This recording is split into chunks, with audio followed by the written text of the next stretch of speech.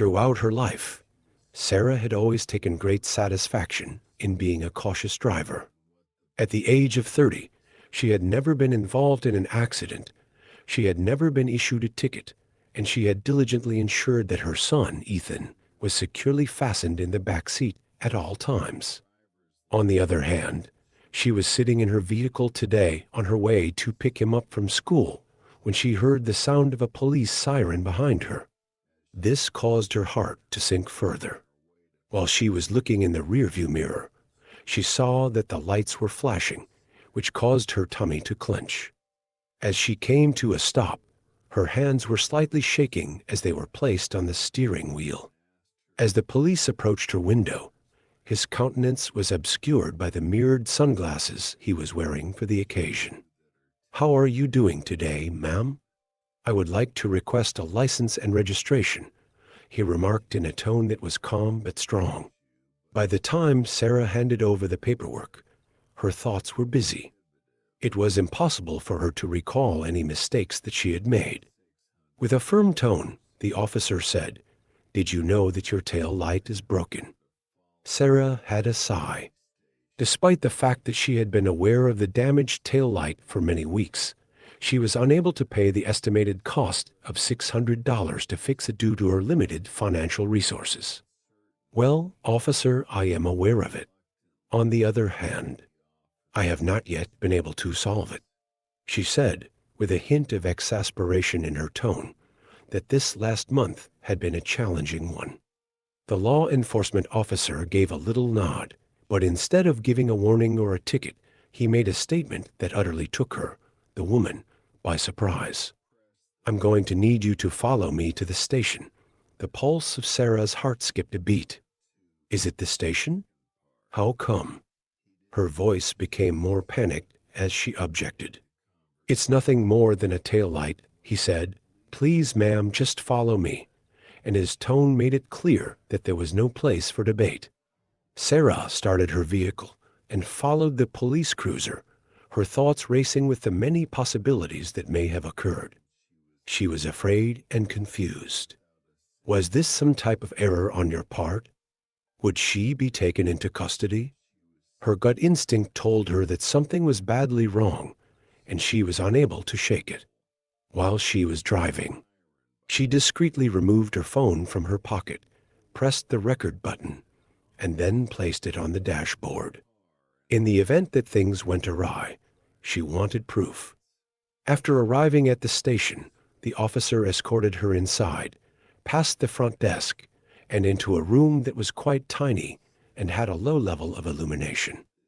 As a result, Sarah's anxiousness took off. Her expectation was that she would be questioned and maybe even placed in handcuffs.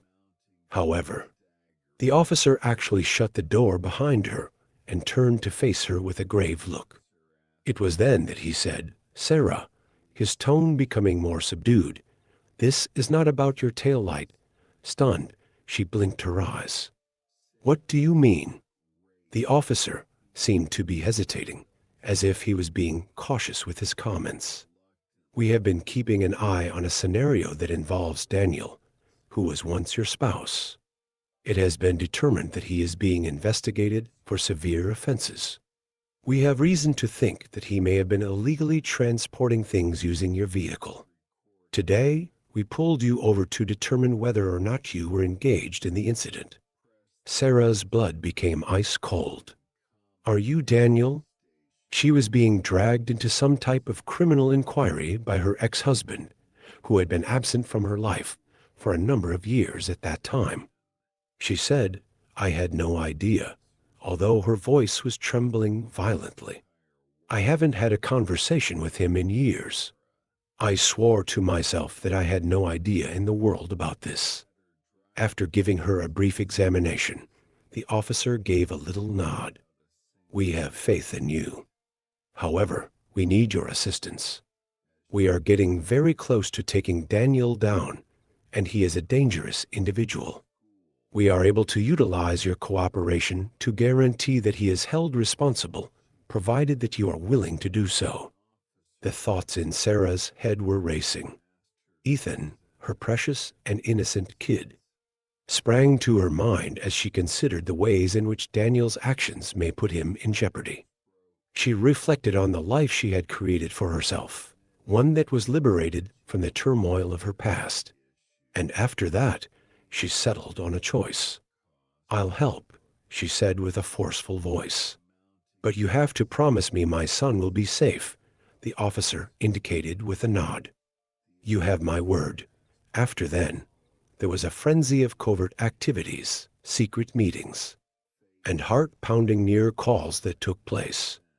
In order to assist the authorities in constructing their case, Sarah collaborated extensively with them and used her familiarity with Daniel's routines and habits.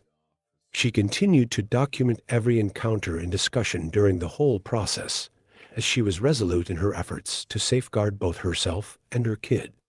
The most exciting part of the story was when Daniel was ultimately taken into custody in a spectacular sting operation on a rainy night. In the moment when he was being brought away by the police in handcuffs, he looked directly into Sarah's eyes, his expression a mixture of anger and betrayal. "You're going to come to regret this," he growled. But Sarah maintained her composure, her phone continuing to film. "No, Daniel," she said composedly. "You're the one who's going to regret everything you've done." Eventually, the recordings that Sarah had made were used in court, which not only brought to light the criminal activities of Daniel, but also revealed the corruption of a number of high-ranking authorities who had been protective of him. It was a case that made headlines all around the globe, which shocked the general public and ultimately led to significant changes being implemented in the police department. Sarah, a mother who had risked all to defend her kid and bring a criminal to justice, became a symbol of heroism and perseverance. She was responsible for bringing the culprit to justice. And despite the fact that the event had been scary, it had also provided her with a surprising amount of strength. She was now aware that she was capable of overcoming any challenge that life presented to her, provided that she had her kid by her side. What about the tail light that is broken? It turned into a representation of her journey. After she had finally had it restored, she decided to keep the old one as a memento of the day that irrevocably altered the course of her life. During the weeks that followed Daniel's arrest, Sarah's life became a frenzy of media attention, court appearances, and emotional reconciliation. Not only did the recordings that she had made throughout her meetings with the police and Daniel play a crucial role in ensuring that he was convicted, but they also revealed a web of corruption that went far beyond what anybody had imagined. A number of high-ranking officials, including a member of the city council and a deputy police chief, were found to be involved in the scandal, which resulted in resignations, prosecutions, and a comprehensive revamping of the local law enforcement system. Sarah became a well-known figure as a result of her courage. The various news organizations referred to her as the whistleblower mom, and her narrative motivated a great number of others to speak up against injustice. But the price of fame was steep. There were others who approached her in grocery shops, asking for pictures or advice, and there were reporters who camped out outside her home too. Even at his early age, Ethan was able to feel that something significant had occurred, despite the fact that she made an effort to protect him from the pandemonium. While they were sitting on the sofa, eating pizza and watching cartoons, he questioned his mother, "Mom, are we heroes?" On one particular evening, while ruffling his hair, Sarah grinned at him. "I'm sorry, friend, but we're simply doing what's right. That is the only thing that anybody can do." One day, while Sarah was going through the avalanche of mail that had accumulated, which included letters of support, requests for interviews, and even a few threats, she came across one envelope that did not have a return address on it. Within was a single piece of paper that included a letter that was written by hand. "Sarah, I am aware of all that you have been by. Likewise, I have been there. Give me a call whenever you feel the need to chat to someone. This is Emily." It was a phone number that was attached, With her interest piqued, Sarah paused for a moment. Emily was a person. And what was the source of her knowledge on Sarah's experiences? Finally, after a few days of consideration, she phoned the number that was given to her. The voice that came at the other end sounded kind and comforting. "Is that Sarah? I am overjoyed that you phoned. I am Emily Carter, and my name is—" I was in a position somewhat similar to this one a few years ago. I had to collaborate with the authorities in order to bring my ex-husband to justice, since he was engaged in a potentially harmful activity. I am familiar with the sensation of being alone. Within Sarah, a rush of relief was felt. For the very first time since the beginning of her journey, she had the sensation that she was not alone. Sarah was able to negotiate the emotional toll of her experience with the assistance of Emily, who became a confidant and mentor to her. Emily also provided Sarah with practical counsel on how to deal with the media and the court system. As the months went by, Sarah started to regain her feet and find her footing again. She began a blog in order to provide assistance to other ladies who were going through circumstances that were like to her own. As a result of the blog's rapid growth, Sarah was able to establish connections with individuals from all over the globe for the first time. She went so far as to establish a charitable organization known as Lights of Hope, which offered survivors of domestic violence and corruption access to resources and legal support. When a young lady by the name of Mia reached out to her, it was maybe one of the most satisfying moments of her life. Mia had been in a relationship that was violent, and she was scared of trying to leave it. Hearing Sarah's tale gave her the confidence to ask for assistance. Mia was able to begin a new life, free from terror, thanks to the assistance that she received from Sarah's charitable organization. There was no way that Sarah could forget the broken taillight that had sparked everything. To serve as a constant reminder of how far she had come, she retained the old one once she had finally had it mended. She went so far as to transform it into a work of art, a sculpture that came to represent resiliency and expectation.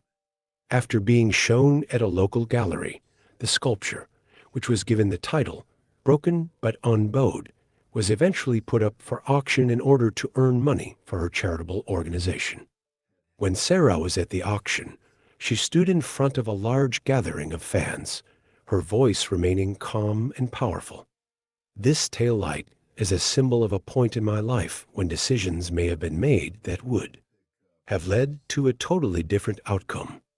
However, rather of giving in to the pressure, I made the decision to fight for myself, for my kid, and for everyone else who is deserving of a second opportunity.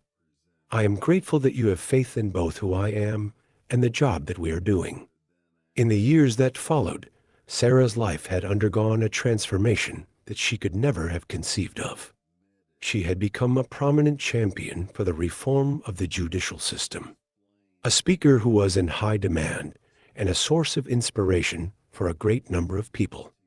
The now adolescent Ethan was very proud of his mother and often made jokes about how she was his idol.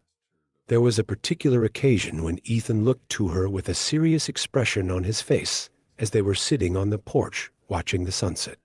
"Mom, do you ever wonder what would have happened if you hadn't recorded that conversation with the police?" Despite the tears that were welling up in her eyes, Sarah smiled. "A daily basis, my friend.